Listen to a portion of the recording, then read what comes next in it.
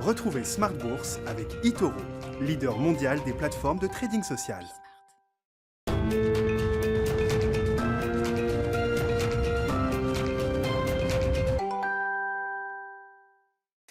Et c'est reparti pour Smart Bourse, votre double dose quotidienne de marché en direct sur Bismart. Chaque jour à la mi-journée, 12h30, 13h et le soir, la grande édition, le grand digest de l'information économique, financière et boursière pendant une heure à partir de 18h30.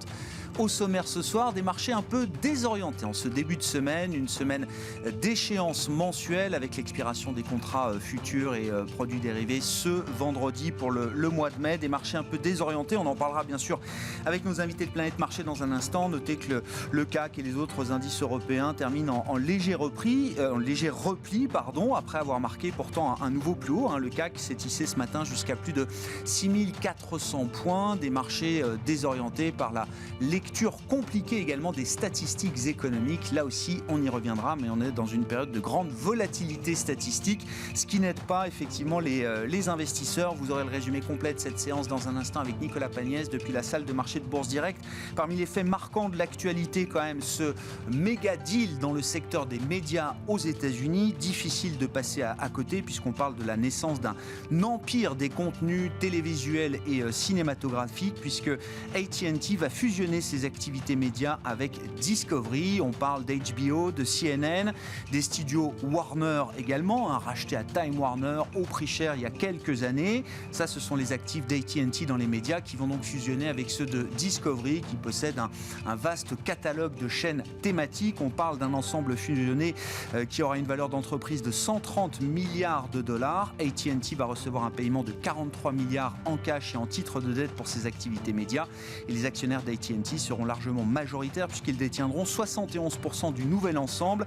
Un ensemble qui pourra investir, déployer une capacité d'investissement en rythme annuel de l'ordre de 20 milliards de dollars afin de rivaliser avec les nouvelles plateformes Netflix ou Disney+. 20 milliards de dollars, c'est un peu plus que ce qu'investit cette année par exemple Netflix dans les contenus qui va pouvoir dépenser 17 milliards de dollars. Et puis l'investissement value, retour en grâce depuis 6 mois bien sûr avec l'annonce des vaccins. On a une période de plusieurs mois de surperformance des valeurs décotées par rapport aux valeurs de croissance. C'est assez inédit dans l'histoire moderne des marchés. L'investissement value, stop ou encore, telle est la question. On en parlera avec un spécialiste, le directeur de la gestion de Tocqueville Finance, qui sera avec nous dans le dernier quart d'heure de Smart Bourse ce soir à 19h15 et spécialiste de l'investissement value. Michel Saunier donc sera avec nous dans le dernier quart d'heure de Smart Bourse tout à l'heure.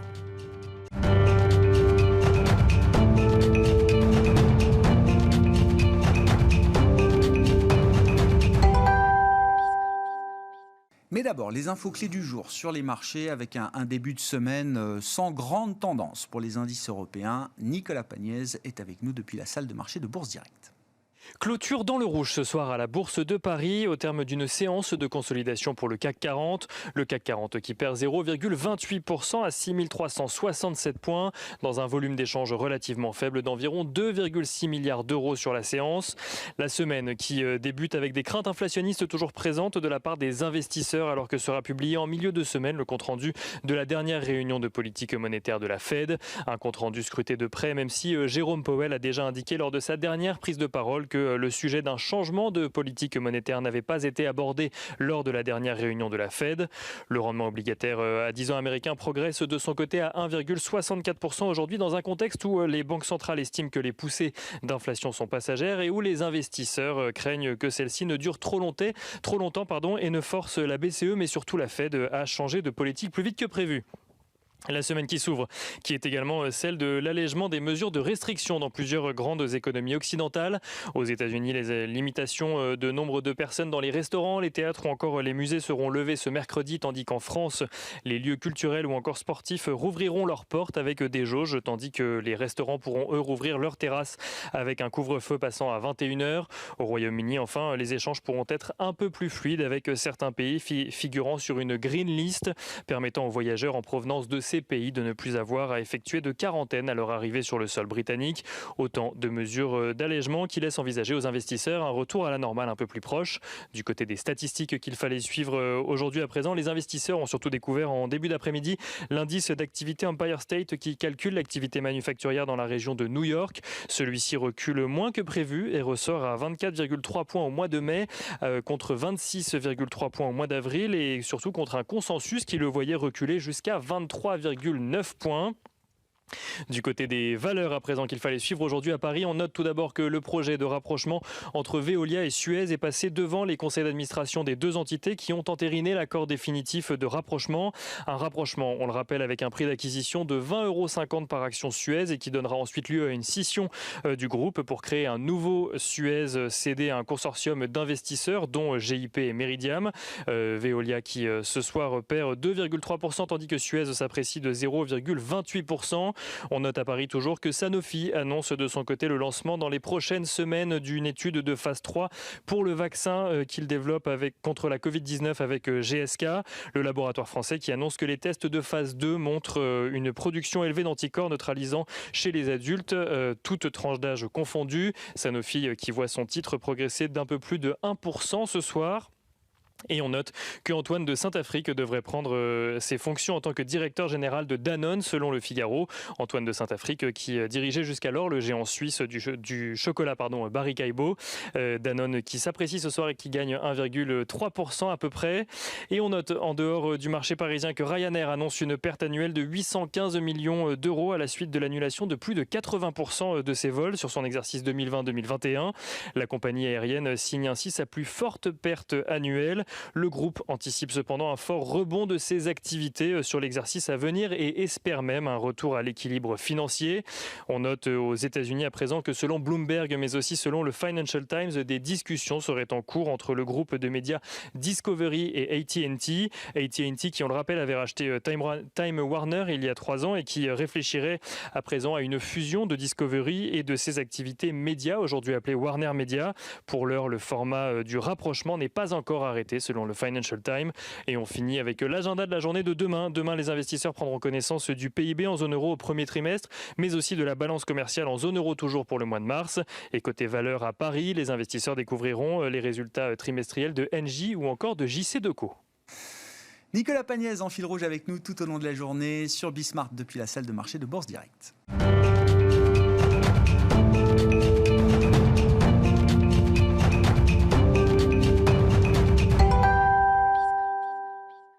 Trois invités avec nous chaque soir pour décrypter les mouvements de la planète marché. Léa Dauphas est avec nous ce soir, chef économiste de TAC Economics. Bonsoir Léa. Bonsoir. Bienvenue à Sébastien Paris-Sorvitz qui nous accompagne également. Bonsoir Sébastien. Bonsoir. Vous êtes stratégiste de la Banque Postale Asset Management et Alexandre Baradez avec nous également en plateau. Bonsoir Alexandre. Bonsoir Grégoire. Merci d'être là. Vous êtes chef analyste chez IG. Alexandre, un peu force et faiblesse du marché. Là, je disais marché désorienté en introduction. Est-ce que c'est le bon terme ? Notamment après, alors le nouveau trou d'air de fin de semaine dernière qui, comme les trous d'air précédents, a été effacé en quelques heures. Le CAC est allé tester 6150, je crois, jeudi, sur le CAC 40 cash, mais on est à peu près le même mouvement sur tous les grands indices mondiaux, américains, européens, effacé en quelques heures, puisque ce matin, on était à plus de 6400 points pour le CAC 40 cash. Est-ce que dans cette nouvelle phase un peu de trou d'air, de volatilité de marché, est-ce que le marché s'est encore un peu fragilisé ? Ou est-ce que le marché montre plutôt des signes de force là ? Quel est le camp que vous choisissez, Alexandre ? Il y a quand même des preuves de résilience. C'est-à-dire que le fait de revenir comme ça assez vite sur les sommets, c'est une preuve de résilience. Est-ce que c'est le signe, par contre, qu'on est sûr de sortir dans les heures qui viennent, ou demain après-demain, par le haut de cette configuration vraiment consolidante sur la partie européenne ? Ça, c'est un peu moins sûr. Si on regarde la chronologie très rapidement de cette migration du risque, faut rappeler que l'épicentre de l'appétit pour le risque absolument gigantesque, c'est novembre et les annonces de vaccins. Il y avait déjà auparavant les valeurs refuges, les techs, ça ok, mais pour tout le monde, c'est vraiment les annonces de Pfizer début novembre qui ont catapulté les marchés. Et là, vous avez toutes sortes d'excès ou en tout cas de rallyes absolument colossaux sur les valeurs value, les valeurs qui se rattrapent, donc sur les valeurs de croissance qui elles aussi ont profité de ça en plus du rôle de valeur refuge. Et vous avez tout ce qui a gravité autour, les SPAC par exemple, qui ont connu un appétit délirant, même les IPO, les valeurs des IPO cotées en bourse ont connu un rallye assez fantastique là derrière. Et puis il y a eu cet épisode des valeurs les plus shortées qui ont explosé, short squeeze massif. C'est la traduction en fait d'une recherche d'appétit pour le risque majeur. Et puis les cryptos aussi, évidemment, qui ont participé à ça. Et on regarde depuis maintenant 2 mois, vous avez des sommets qui apparaissent un peu partout, sur les SPAC, sur les IPO, et le dernier en date, c'est sur les cryptos, il est en train de se former. Et donc on voit que ce risque touche maintenant un peu plus la tech aussi, donc là aussi une classe d'actifs risquée, et la value qui est vraiment en dernier, elle aussi a commencé à bouger un petit peu la semaine dernière. Voilà, c'est une question un peu inflationniste, banque centrale ou autre. Donc oui, le risque est arrivé jusqu'à la value. Est-ce que c'est un risque très dangereux sur le moyen terme? Je ne pense pas.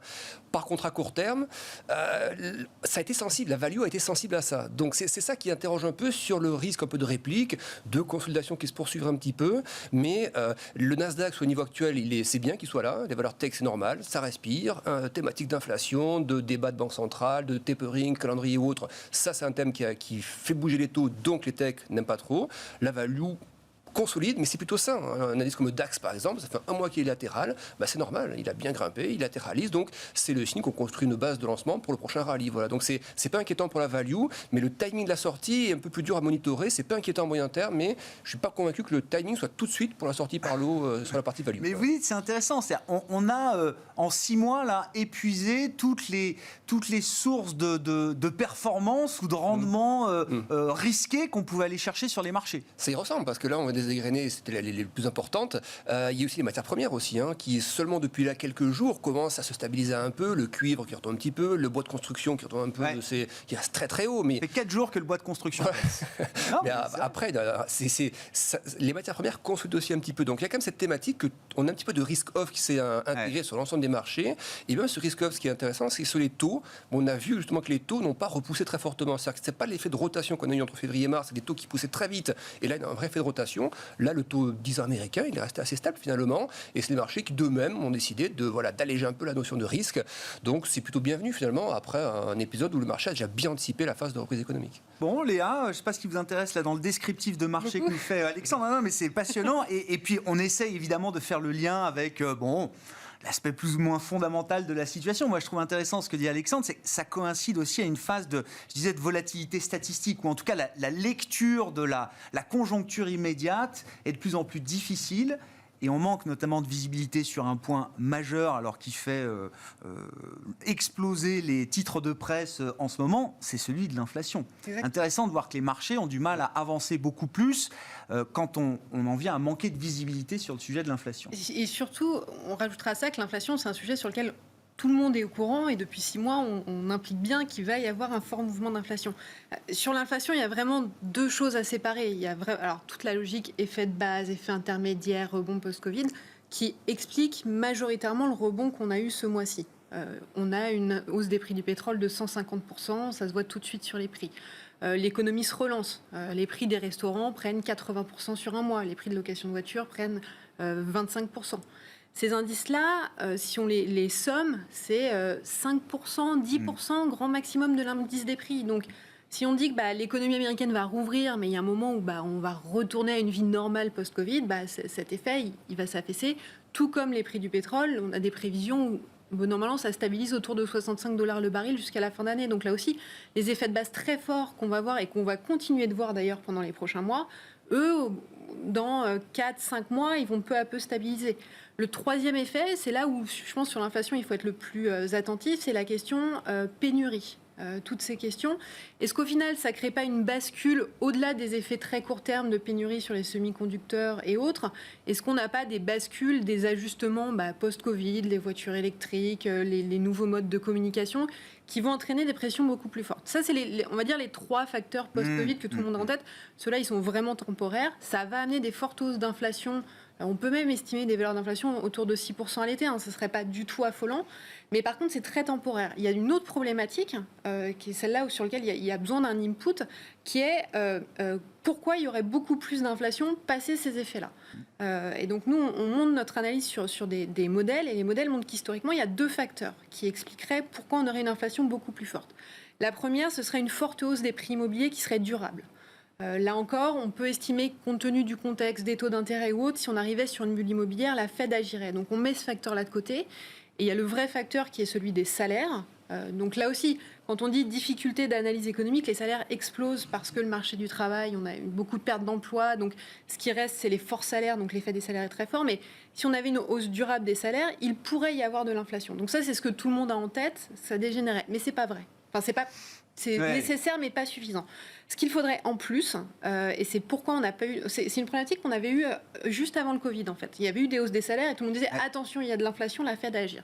Et ce qu'on observe historiquement, c'est qu'on a bien un effet marché du travail-salaire. Le marché du travail s'ajuste, c'est ce qu'on va voir aux États-Unis, les salaires vont augmenter. Mais pour qu'ensuite il y ait un passage sur les prix qui crée une inflation beaucoup plus forte, il faut que les entreprises le répercutent. Et jusque-là, les entreprises, en fait, absorbaient la hausse des coûts sur leur marge et le répercutaient pas ensuite aux consommateurs.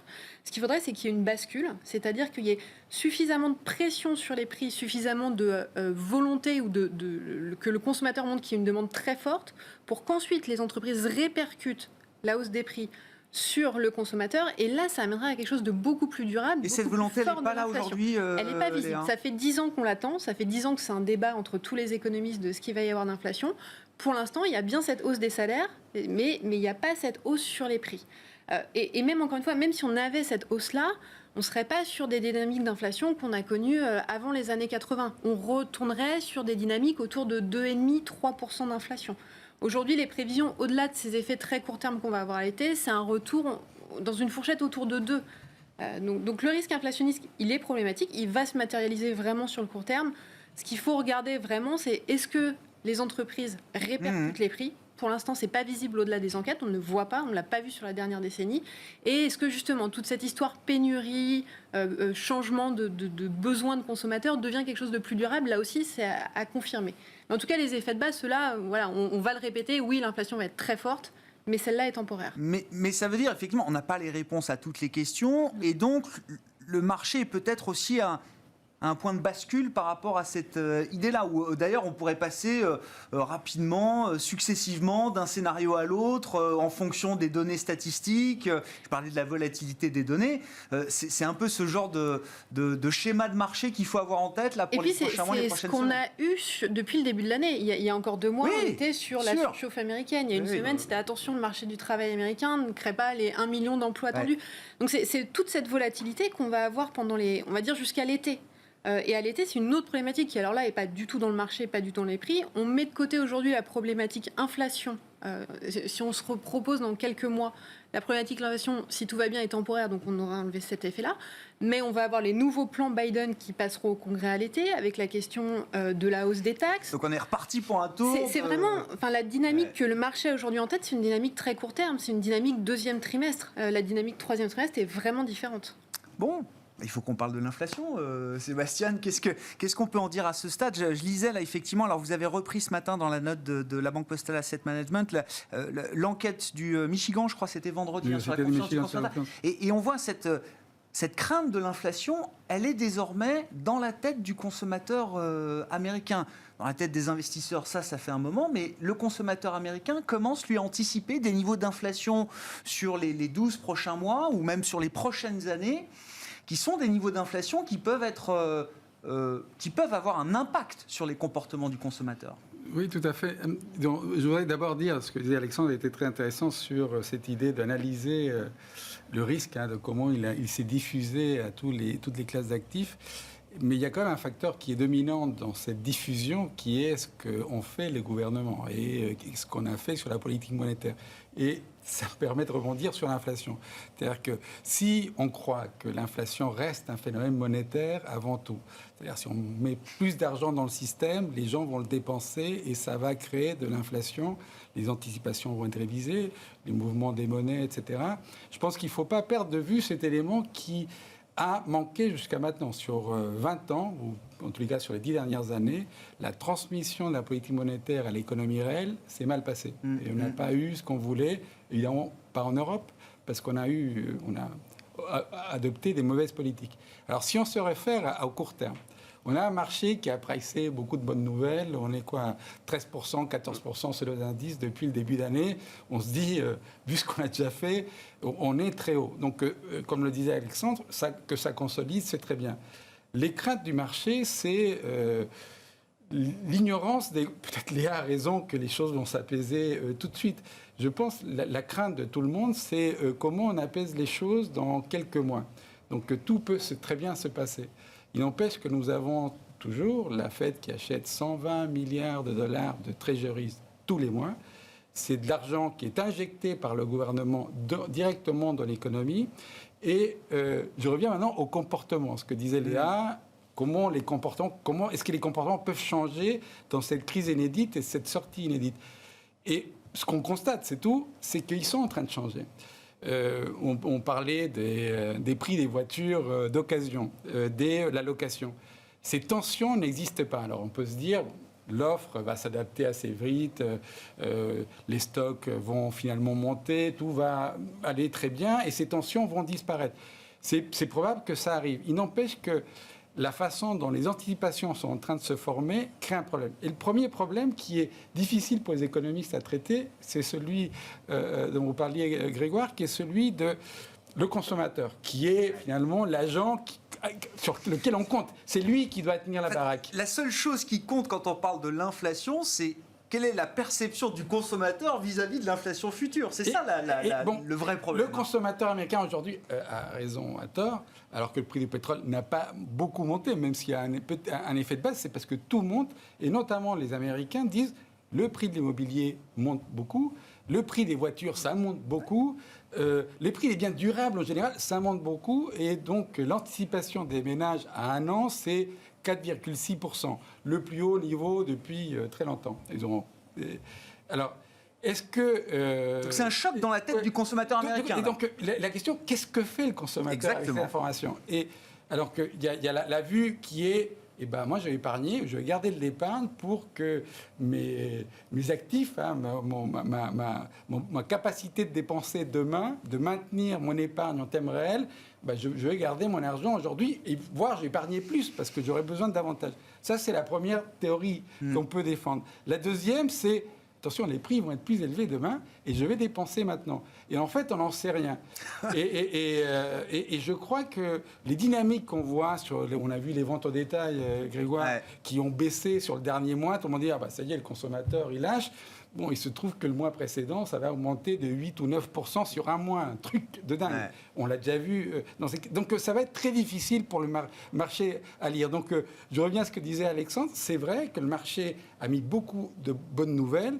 Et maintenant, aller chercher des bonnes nouvelles dans ce marché, alors que la prochaine échéance, c'est le dialogue avec la Fed. Alors, vous faites quelque chose ou vous faites rien. Pour l'instant, qu'est-ce que nous dit M. Powell? Nous, on ne fait rien. Nous, on croit Léa. Tout va se stabiliser, tout va aller pour le mieux. Et donc, on a raison de pousser la machine à son maximum. On va voir. Et de manière très immédiate, vous avez un sentiment, une conviction particulière, Sébastien? C'est en juin, le rendez-vous 15-16 juin pour la Fed et les marchés. Est-ce qu'il y a plus de bénéfices ou plus de risques pour la Fed à maintenir un statu quo, notamment sur ces achats d'actifs de 120 milliards de dollars par mois? Je pense que pour la Fed, la messe est dite.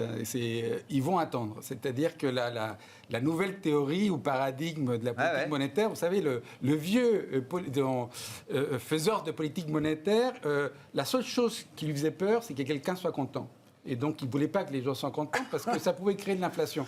Le nouveau banquier central, c'est celui qui a peur que quelqu'un qui ne soit pas content. Et donc, c'est ce qu'on fait. Donc, tant que le dernier Américain ne sera pas content, la Fed sera là. Et c'est ce que veut la Fed. C'est ce que vous dites. Ils vous disent aujourd'hui, nous, on ne prévoit plus.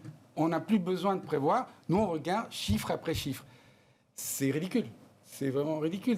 Il faut qu'on puisse prévoir. Il faudrait que Léa leur dise, voilà, vous avez raison, les choses vont se stabiliser, etc. Mais parce qu'il faut prévoir, c'est le boulot. Et on ne peut pas suivre les choses au jour le jour, surtout quand c'est aussi difficile à faire. Donc pour les marchés, je pense que de la prudence, je ne sais pas si c'est cet été, c'est peut-être maintenant, il faut un peu plus de prudence parce qu'à un moment donné, il y a quelque chose qui va lâcher. C'est-à-dire que l'injection de liquidité, est-ce qu'elle va être levée par la Fed? Pas en Europe. Même si on a cette enveloppe limitée qui rend notre il faudra clarifier les choses aussi du côté de la BCE.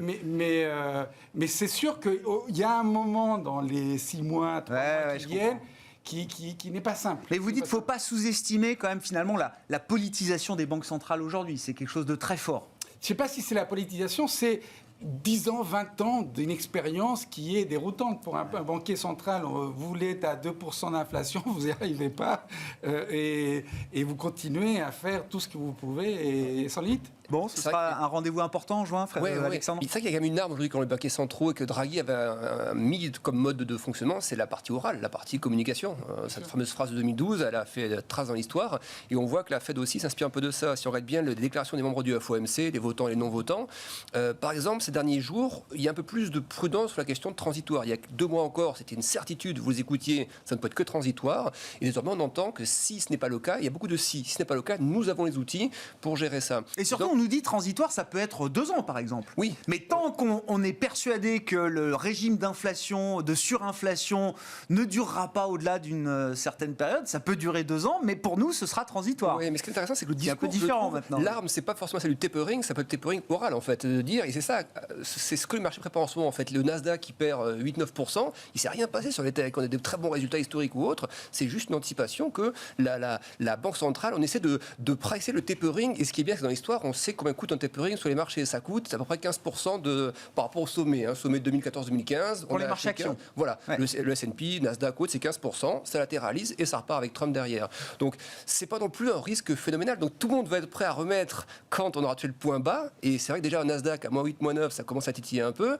Et on est prêt à remettre s'il fait -10, -15. Là, on se dit, là, c'est la bonne. Et il faut y aller. Et pour la partie européenne, je pense que c'est ça qu'on est vendredi dernier. C'est que tout le monde se demandait, est-ce que c'est déjà le bas du range? Est-ce que je vais pas remettre maintenant? Parce que s'il faut, on va voir Clarida ou un autre qui va nous sortir la petite phrase qu'on attend tous. Et aujourd'hui, la communication est aussi efficace que le tapering en tant que tel. Moi, je pense que le tapering ne fera rien sur le marché. C'est tout ce qui vient en amont, comme d'habitude, qui va faire effet. Ce qui est intéressant, c'est que oui, bon, le Nasdaq peut perdre. Il a perdu combien le Nasdaq là, vous disiez 8-9, mais 8-9% sur le rallye, il est tellement phénoménal. Oui, non, mais bien sûr. Mais ce que je veux dire, c'est que c'est intéressant, c'est que ça touche le marché action et une partie très particulière du marché action. Alors que sur le marché obligataire, j'ai l'impression, alors il y a une correction sur le marché obligataire américain depuis l'été dernier, évidemment, ça a beaucoup corrigé, mais depuis quelques temps, et malgré des chiffres d'inflation, voilà, le CPI américain à plus de 4%, le marché obligataire américain reste très calme désormais, Léa. Je pense qu'il y a 2 éléments à prendre en fait dans les 2 discours qui sont les éléments clés. Le premier, c'est de dire on ne sait pas. Et je pense que sur l'inflation, beaucoup de gens ont du mal à dire en ce moment on ne sait pas, mais c'est vrai. Il est possible que les pressions inflationnistes deviennent plus durables. Et la deuxième, c'est de dire on va être sur des phases de transition post-Covid. Donc sur la macro, là, on voit bien, on avait il y a 1 mois la question de la surchauffe américaine. Est-ce qu'on est dans la surchauffe? À combien on va? On va vers une inflation assise. Là, j'ai vu les nouvelles projections tournent autour de 7, voire même plus. On a fait un calcul simple de bascule qu'on avait fait justement au moment de Trump, quand Trump avait mis en place son plan d'aide fiscale, savoir quel niveau de taux créerait une bascule et comment il faudrait faire si on normalisait la situation. Donc disons qu'on met de côté un peu tous les faits relance, tous les faits actuels très forts sur la croissance qu'on voit aujourd'hui et que le pricing sur les taux commence à redevenir un peu plus normé. Reprise de la croissance, une inflation qui reprend un peu. Quel niveau créerait une bascule et ferait que ce serait une situation pas du tout reprise forte des taux, mais que cette bascule sur les taux créerait une contrainte. Le scénario harmonieux pour basculer dans quelque chose de plus délétère. Voilà, créerait une contrainte sur les profits, créerait une contrainte sur la consommation, sur le consommateur. Et on voit en fait que quand on a une croissance américaine autour de 4,5, ce qui serait en gros la croissance américaine l'année prochaine, et un retour vers une inflation de 2, 2,5, des niveaux de taux 10 ans américains autour de 2,5 posent problème. C'est-à-dire que dès qu'on arriverait, qu'on approcherait de ces niveaux-là, on serait sur une situation un peu plus complexe. Donc déjà sur le côté, est-ce qu'on a de la marge? Il y a toute la question, est-ce que des taux américains à 2 ans deviennent problématiques ou autres? C'est pas une problématique pour la Fed et on le voit bien d'ailleurs. Ça, au contraire, ça valide sa nouvelle stratégie, ça maintient d'ailleurs les ancrages des anticipations de marché. Donc ce côté-là n'est pas problématique.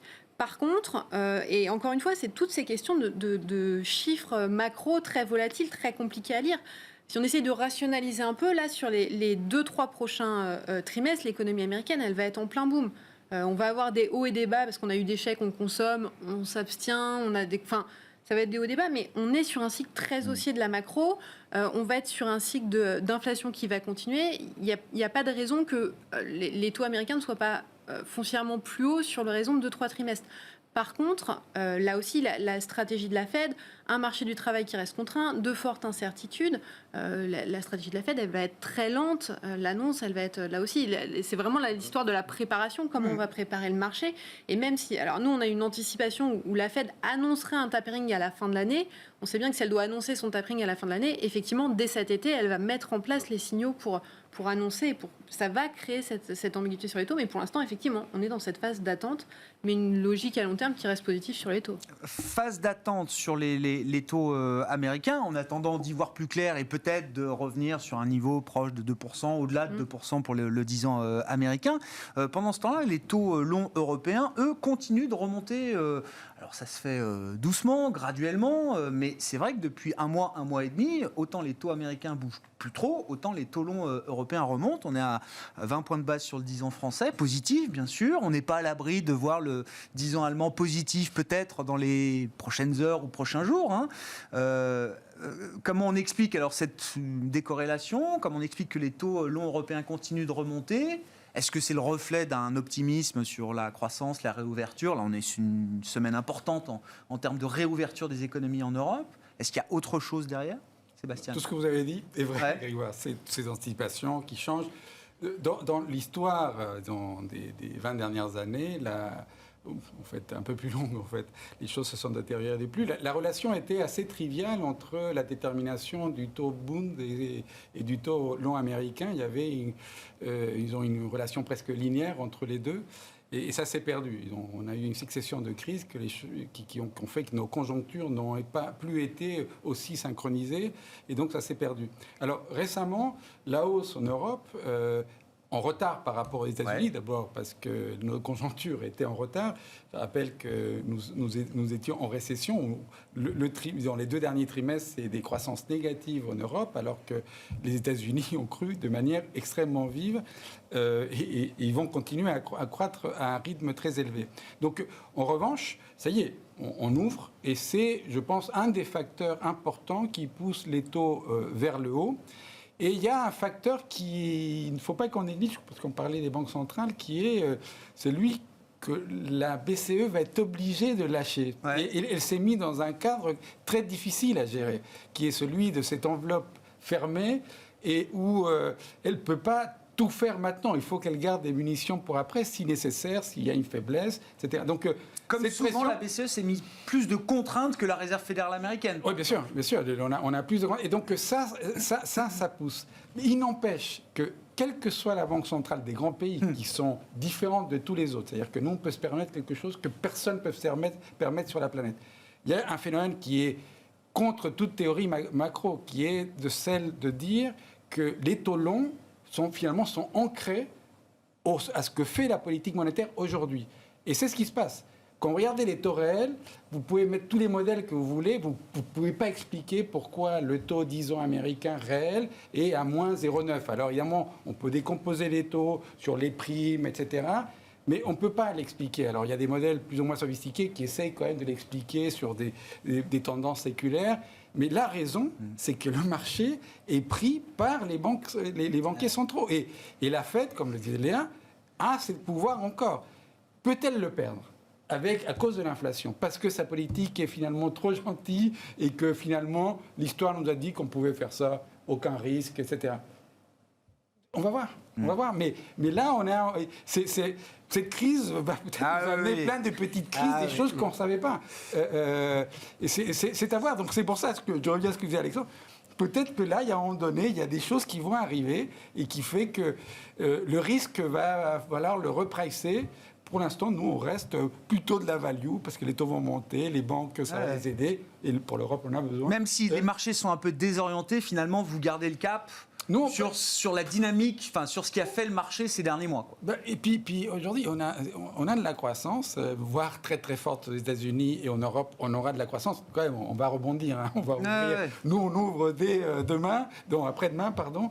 Et donc, c'est ces éléments positifs. Mais cette croissance, c'est notre benne, c'est quelque chose de positif. Donc, on a de la croissance, on a des politiques monétaires, c'est-à-dire qu'on l'oublie, c'est-à-dire qu'on s'habitue à tout aujourd'hui, des trucs dingues finalement. Mais à propos de croissance, Sébastien, Margrethe Vestager dans Les Échos ce matin, il est beaucoup trop tôt pour envisager un second plan de relance européen. Je trouve ça un peu bizarre de parler d'un nouveau plan de relance dont nous ne sommes pas certains d'avoir besoin. Est-ce qu'elle a raison de dire ça, Margrethe Vestager ? Ça ne m'étonne pas qu'elle le dise. Il y a des gens qui... C'est un risque qu'elle prend en disant ça ? Non, dire qu'on n'a peut-être pas besoin d'un second plan de relance ? Elle est convaincue de ça. Si la raison de on n'a pas besoin est la suivante, c'est-à-dire qu'on est tellement lent que quand on n'a pas dépensé l'argent du premier, c'est trop tôt de parler d'un deuxième vu qu'il resterait à quai. Donc si c'est la raison, je suis d'accord avec elle. Maintenant que dans ce monde où on peut dépenser beaucoup sans qu'il y ait des véritables sanctions des marchés, etc. On aurait dû le faire, mais quand je dis dépenser beaucoup, il fallait le dépenser maintenant. On va commencer à dépenser, on n'a même pas commencé, Grégoire, à dépenser nos 750 milliards. On n'a pas encore commencé à dépenser. Les Américains sont déjà à 14 points de PIB sur le début d'année. Donc, même si ce n'est pas le même type de dépenses. Les dépenses prévues dans le plan de relance, le Recovery Fund européen... moi, j'associe plutôt ça à un plan d'investissement. Non, parce que c'est de la relance. C'est exactement ce que vous dites. C'est le plan, jusqu'à maintenant, c'est des plans de soutien de 14 points de PIB. Alors évidemment, on peut discuter parce que ça ressemble à ce qui a été fait. Donc en delta, c'est peut-être moins à regarder. Il n'empêche qu'à la fin de l'année dernière, déjà l'output gap américain, il était tout petit. Et on a quand même mis plus de 10 points de PIB dans l'économie. Donc on aura plus de... En Europe, on n'a pas fait. On a mis de l'argent, on continue à soutenir nos économies fortement, ça aide et ça va nous aider dans la reprise. Mais de la relance, les Américains vont en faire. On n'a pas encore voté sur ces plans américains. Non, c'est sûr. Sûrement, beaucoup va passer sur les infrastructures. En Europe, on ne l'a pas fait. Et si vous mettez la couche climat là-dedans, etc., ça va sur l'inflation. Comment on va s'en sortir ? Il faut qu'on dépense plus.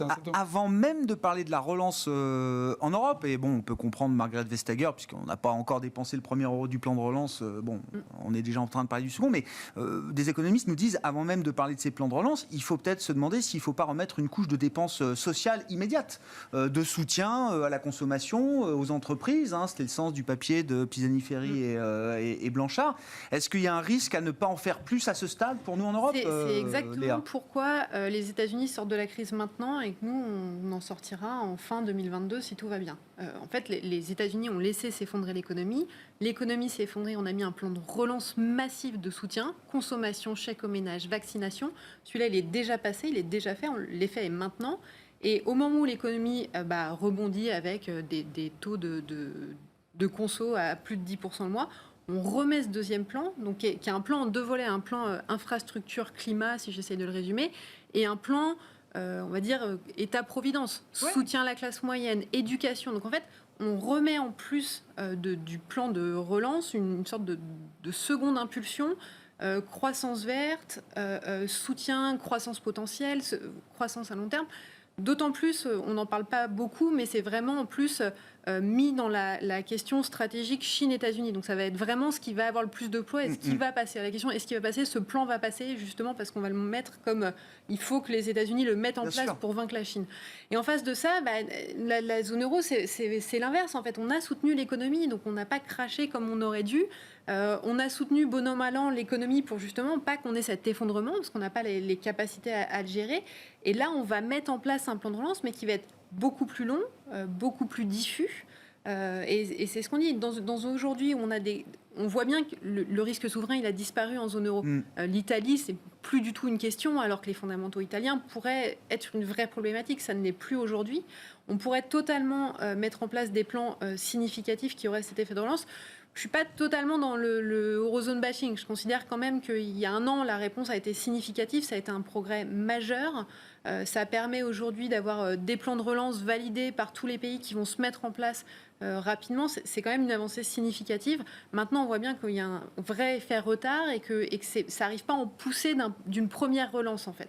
Et donc quoi ? Il y a un risque de perte de richesse définitive par rapport à la tendance pré-Covid en zone euro. Le risque, c'est qu'aujourd'hui, en fait, les États-Unis, on va pouvoir dire que la crise, elle est derrière eux, a priori. En zone euro, on n'est pas sûr que la crise soit derrière nous. On ne sait pas ce qui va se passer à fin d'année, quand les plans de relance vont s'arrêter, quand on va avoir des défaillances, quand on va avoir une hausse du taux de chômage. C'est à ce moment-là qu'il faudra avoir un vrai plan de relance plutôt. Enfin, ce plan d'infrastructure va être porteur d'emploi, mais c'est la logique qu'on a aux États-Unis qui crée à la fois la reprise et la poussée de la reprise. En zone euro, c'est pas tout à fait cette optique-là qu'on a. Ouais.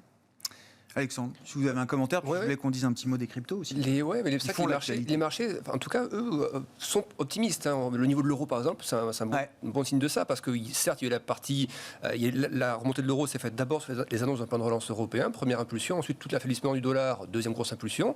Mais là, depuis quelques temps, avec tout ce qui se passe aux États-Unis, c'est cette accélération de l'économie très forte, effectivement, tout ce qui a été perdu, qui a été rattrapé en l'espace de quelques mois, et avec cette abondance, 20% du PIB, si on cumule tous les plans Trump, Biden ou autres, malgré tout, l'euro reste à 21, 22, et je trouve qu'il y a une position qui est justement bien résiliente, je pense, pour aller chercher ensuite plus haut, je ne dis pas à très court terme, mais quelques mois, je pense que la 25, 30, c'est dans le viseur. C'est un signe d'intérêt finalement des investisseurs étrangers, peut-être d'ailleurs pour la zone euro. Sur la partie européenne, regardez les indices qui résistent le mieux ces derniers temps, c'est quand même la partie européenne. Vous parlez de l'Italie, effectivement, on n'est pas certain que l'Italie retrouve des schémas de croissance qui déjà étaient très fragiles avant, mais la présence de Draghi au gouvernement, plus cette asymétrie dans la partie relance qui va largement bénéficier l'Italie ou autre, le marché a acheté les valeurs italiennes, et graphiquement, on ne peut pas ne pas sortir par l'autre d'une configuration du MIB comme ça. Donc le marché est bullish sur la partie italienne, il va le rester. Et dernier élément qui montre que le marché est quand même bien consistant, c'est que les taux remontent en zone euro, malgré le fait que la BCE ait accru ses achats d'actifs au Q2. Et on a un plus haut de 2 ans, malgré tout, sur le 10 ans allemand. Donc c'est quand même un signe que le marché... Il y a des forces de marché effectivement qui s'expriment de manière significative. Et on sent bien dans les marchés actions, marchés taux hautes, personne n'a envie de jouer contre ça pour l'instant. Bon, à propos de forces de marché qui s'expriment, le marché des cryptos, alors qui a vécu un week-end difficile, comme ça arrive de temps en temps, mais c'est vrai qu'à chaque fois, c'est un marché qui a pris quand même une taille de plus en plus importante, même si on voit d'ailleurs que la domination du Bitcoin, elle se réduit au fur et à mesure que d'autres cryptocurrencies gagnent en intérêt auprès des investisseurs. Est-ce qu'il y a quand même des passerelles entre le marché des cryptos et les actifs traditionnels, les marchés actions? Est-ce qu'il y a un risque, systémique ou en tout cas de diffusion de crash crypto vers d'autres actifs aujourd'hui? Qu'est-ce qu'on peut en dire, Alexandre? Les cryptos, ça qu'on peut les acheter telles quelles et les mettre dans des portefeuilles, et puis vous pouvez les acheter via des contrats à terme, par exemple. Ça, vous avez le droit. Même si les autorités américaines freinent des cas de fer pour lancer les ETF, ils n'ont pas envie tout de suite, on le sent bien, mais vous pouvez mettre des contrats à terme. Donc, d'à partir du moment où vous avez accès aux contrats à terme, toutes les sphères financières peuvent y avoir accès, donc dans les portefeuilles, pour couvrir, pour spéculer, pour ce que vous voulez. Donc il y a déjà une migration dans la finance traditionnelle via ces contrats à terme. Si demain il y a des ETF en plus, un raison de plus, mais c'est clair que les 2 week-ends où les cryptos ont bien secoué, donc le week-end actuel et puis la fois d'avant c'était par rapport à ce qui s'était passé en Chine, cette coupure de courant et tout était parti là à être tombé, ça avait un impact quand même sur la partie actifs risqués. C'était pas colossal, mais c'est comme ça qu'il y avait notamment le Nasdaq par exemple qui a commencé à générer ce mouvement de repli qui ensuite s'est accéléré sur les questions inflationnistes ou autres, mais il y avait quand même une petite migration du risque de la partie crypto à la partie tech. D'autant que certaines techs s'exposent volontairement aux cryptos en mettant dans leur trésorerie un peu de Bitcoin. Je parle de Tesla, évidemment, en l'occurrence. Il y a d'autres stratégies, il y en a d'autres qui le font, mais c'est vrai que les montants deviennent importants. Vous l'avez dit, il y a 12 mois, ce marché il valait 10 fois moins que la CAPI actuelle.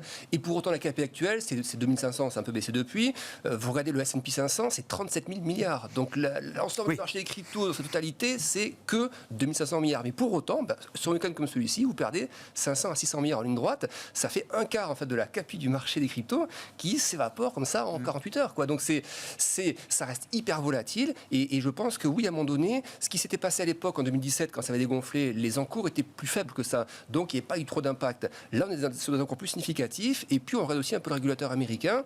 Et on a quand même l'impression que ça s'est densifié. Il n'y a pas de message très clair, mais le patron de la SEC a quand même dit il faut réguler, protéger. Alors, il présente ça sous l'aspect protection du consommateur. On a bien compris ce que ça voulait dire. Vous avez ensuite l'épisode Musk.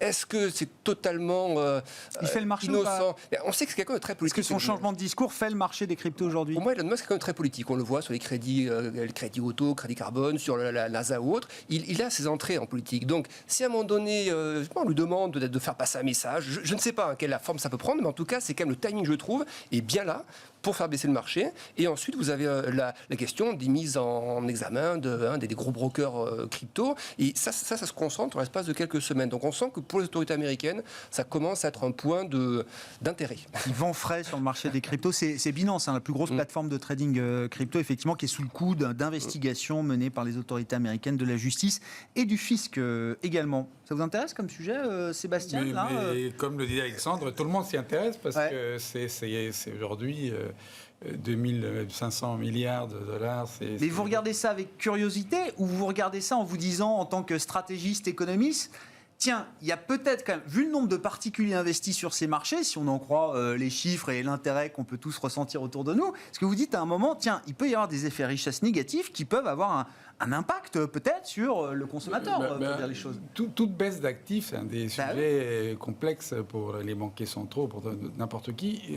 Ça peut enclencher des effets de richesse sur l'économie, notamment aux États-Unis, qui peut créer peut-être pas un risque systémique, c'est-à-dire des gens qui perdent de l'argent et d'autres qui en gagneront ailleurs. Donc, aujourd'hui, c'est pas le sujet, si ce n'est qu'on peut avoir un Archegos, un autre qui a un énorme levier là-dessus et qui peut créer des difficultés sur les vrais rouages de notre économie, sur la partie financière, les banques, etc. C'est pas le cas aujourd'hui. Non.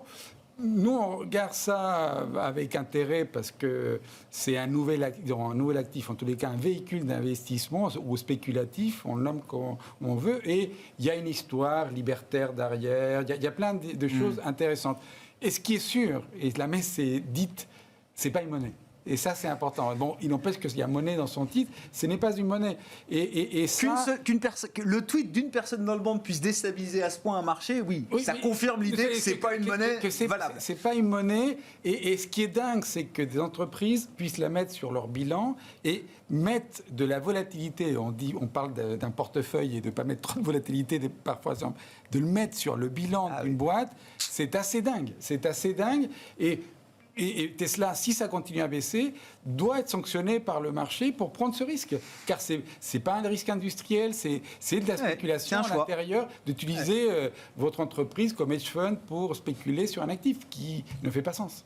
On s'arrêtera là pour ce soir. Merci à vous trois d'avoir été les invités de Planète Marché. Sébastien de Paris-Sorvitz, la Banque Postale Asset Management, Alexandre Baradez, IG et Léa Dauphas, TAC Economics étaient nos invités ce soir.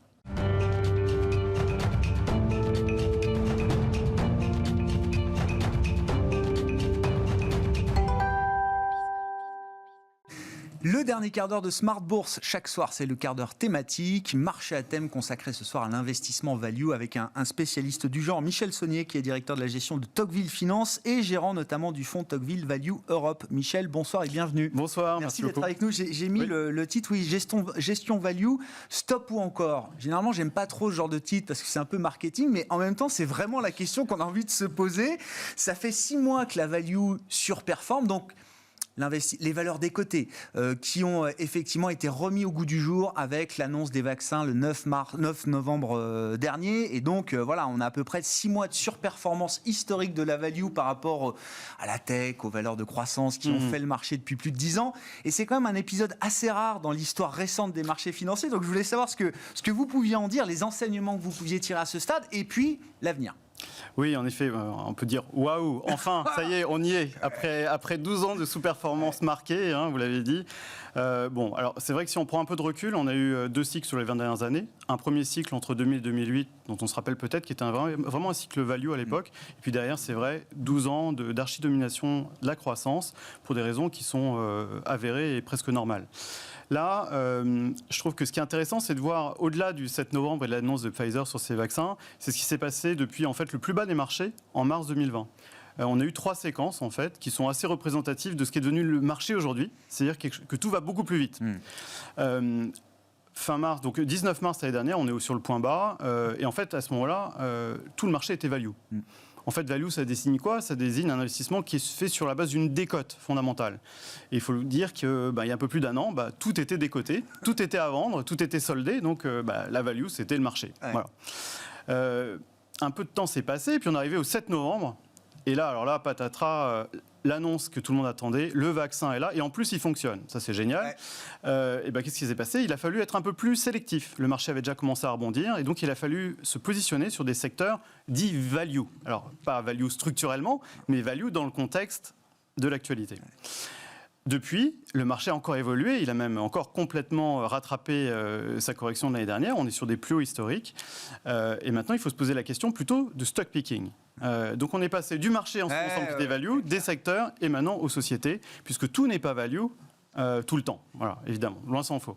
Justement, qu'est-ce qui, en 2021, définit encore la value pour vous, Michel ? Et c'est vrai qu'on a vu, alors, bon, très souvent, c'est les banques. Vous parliez de la période 2008. Les grands leaders du marché, c'était le secteur bancaire. Les banques américaines étaient... Les matières premières aussi. Et les matières premières. On avait le super cycle du décollage chinois qui faisait que ça emportait tout, et voilà. Est-ce que c'est toujours le cas aujourd'hui ? Est-ce que c'est, en 2021, la même value qu'il y a alors aujourd'hui, on ne peut pas parler de super cycle. On a trop peu de visibilité. On sort d'un épisode totalement unique dans l'histoire économique, boursière et même sociale. Aujourd'hui, non, je ne me mouillerai pas à ce point-là. Ce que je peux simplement dire, c'est que la value, aujourd'hui, elle est intéressante d'un point de vue macroéconomique. La value, ça fonctionne quand on a une reprise économique et quand on a une pontification de la courbe des taux. Ça tombe bien, vous venez d'en parler, c'est exactement le sujet du moment. Les taux, l'inflation, etc. Ça, c'est des conditions idéales, c'est le cocktail gagnant pour la value. Donc là, on est bien.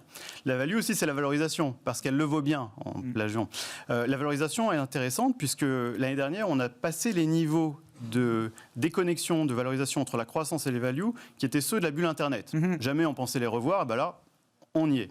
Donc un écart historique qu'on retrouvait dans les moments des années 2000. En dépit du rebond qu'on vient de mentionner, dont on parle aujourd'hui, on est encore très très loin d'un équilibrage. On n'est même pas revenu à la moyenne. Voilà. Et généralement, on ne revient pas à la moyenne, on la croise. Le troisième élément qui est très intéressant, c'est que ces valorisations sont d'autant plus attractives que l'on voit les résultats qui sont tombés, les prévisions de la dynamique de croissance, et on voit que ça affecte avant tout positivement les secteurs value. Les banques, mais pas que, les secteurs de consommation discrétionnaire, l'automobile par exemple, ou l'énergie ou les matières premières. Un autre élément qui est intéressant, c'est le rendement. Alors, rendement n'est pas toujours équivalent à value, mais aujourd'hui, c'est le cas. Quand le Bund est toujours à zéro, vous le mentionnez précédemment, avoir du 4, 5, 6, voire parfois plus de rendement pérenne, attention, pas de value trap, qui est le danger, c'est toujours intéressant. Enfin, il y a aussi autre chose qui est intéressant, c'est le positionnement. L'année dernière, si vous tapiez value sur le Google, vous auriez eu Value Investing is Dead. Vous aviez en même temps les annonces de Warren Buffett qui investissait dans Amazon et dans Apple. Oui. Donc il faut dire qu'aujourd'hui, value, ça a longtemps été un gros mot. Ça l'est devenu à cause de la sous-performance marquée. Donc très peu de gens encore aujourd'hui sont investis sur le thème. Donc à court terme, ça peut être encore favorable pour le thème d'investissement. Donc aujourd'hui, ce que je dirais, c'est que comme on n'a pas de vue long terme sur la reprise économique, on sait qu'elle sera là et très forte au second semestre. On sait que les taux vont continuer un peu à monter. Mais par contre, au-delà de cet épisode court-termiste, on ne sait pas trop.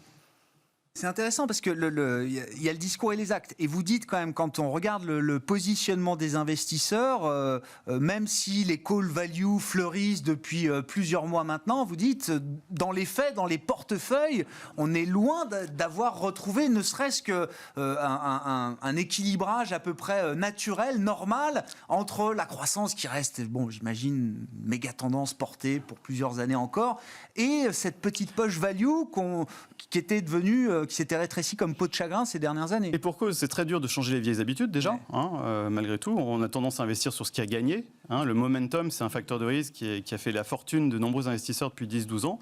Et puis l'autre raison, c'est encore une fois une question de visibilité. Encore une fois, on sort d'un épisode exceptionnel par une croissance et un rebond exceptionnel lié à la normalisation, etc. etc. Néanmoins, on ne sait pas trop ce qui va se passer derrière. Il y a des problématiques de hausse de taux potentiels, le comportement des banques centrales. Est-ce que les gouvernements seront encore là pour aider, pour pérenniser cette croissance économique? Si jamais on avait une croissance économique qui durait, là, je vous dirais, la value, elle est là pour durer. On peut y aller sur le long terme.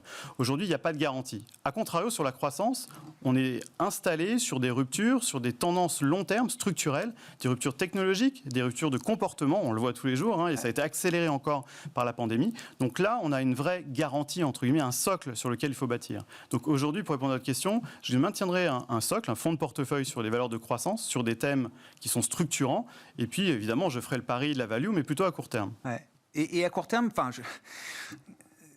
qu'est-ce qui marque la fin d'un moment value, Michel ? Il peut y avoir beaucoup de choses. D'un point de vue boursier, souvent, c'est un ralentissement économique marqué. Et ce ralentissement, il peut venir de plusieurs choses. Ça peut être le fameux tapering des banques centrales qui vient plus vite que prévu.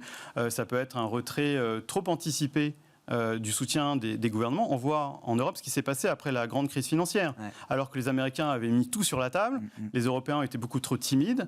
Espérons que cette fois-ci, ils auront retenu leur leçon. Donc ça, c'est une première possibilité. Après, tout simplement, l'absence de croissance.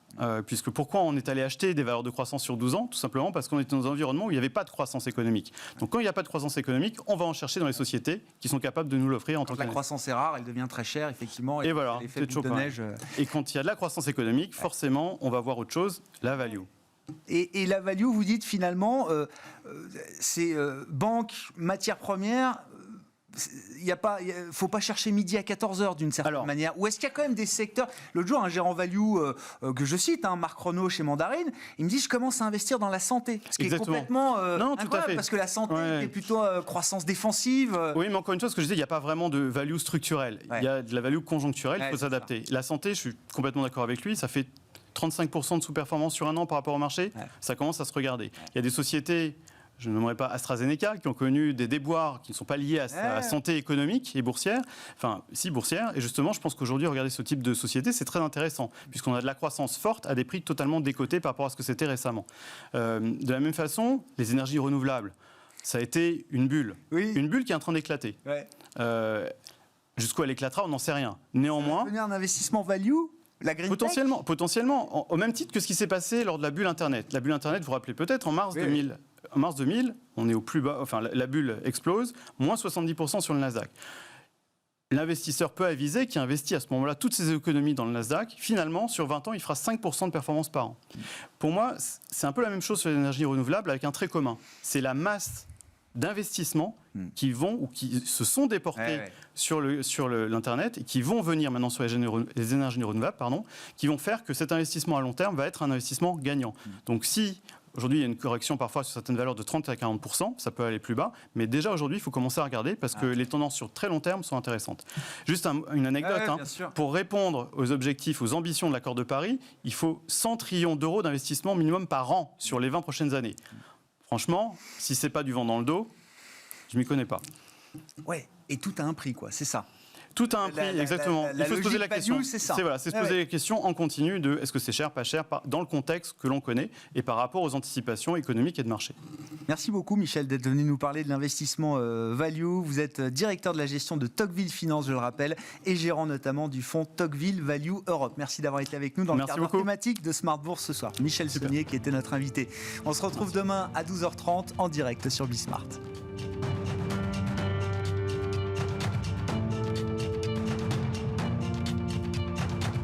C'était Smart Bourse avec eToro, leader mondial des plateformes de trading social.